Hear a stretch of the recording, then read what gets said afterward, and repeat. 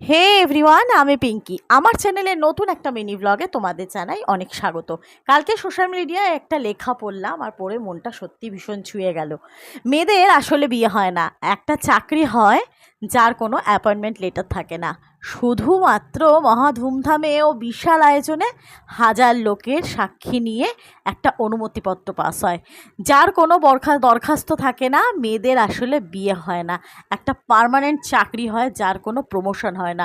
শুধু কিছু দায়িত্ব পায়, ভালো লাগুক আর না লাগুক মন থেকে সেই দায়িত্ব পালন করতে হয়। সব কিছু উজাড় করে তাকে প্রমাণ দিতে হবে যে সে বড় দায়িত্বশীল, কিন্তু তাকে দায়িত্ব বুঝিয়ে দেওয়ার কেউ থাকে না।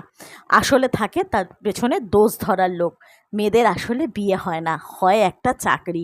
সেই মানুষটাই যখন নিজেকে উজাড় করে সংসারের সবার চাহিদা মেটাচ্ছে, সবার আবদার অর্ডার পালন করছে, তখনই তার নিজের দরকারে তাকে ইচ্ছা পূরণের জন্য যদি 2 টাকার প্রয়োজন হয়, ওটা পেতে তাকে হাজারো কৈফিয়ত দিতে হয়। অথচ কারোর সাথে কষ্টগুলো ভাগাভাগি করতে পারে না। মেয়েদের আসলে কোনো বিয়ে হয় না।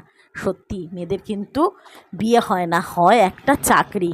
তাতে নিজেদের ইচ্ছাগুলো, নিজেদের স্বপ্নগুলোকে মেরে ফেলে নিয়ে সংসারটাকে তাদের চালিয়ে নিয়ে যেতে হয়। যার কোনো প্রভিডেন্ট ফান্ড থাকে না, শুধু নিজের জীবনটাকে তুচ্ছ করে সবাইকে আগলে রেখে সবার মন জুগিয়ে চলতে হয়। শ্বশুরবাড়ির লোকেদের যদি তুমি তোমার নিজের কিডনিটাও খুলে দিয়ে দাও না, তবুও তারা দিন শেষে বলবে 2টো ছিল তাই একটা দিয়েছে, হয়তো বাড়তি হচ্ছিল নিজের শরীরে।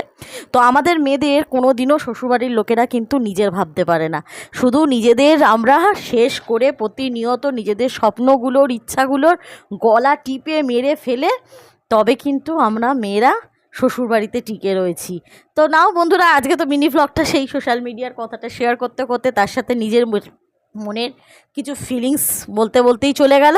আজকের ভ্লগটা কেমন লাগলো জানিও। দেখা হচ্ছে পরের ভ্লগে, ততক্ষণের জন্য টাটা।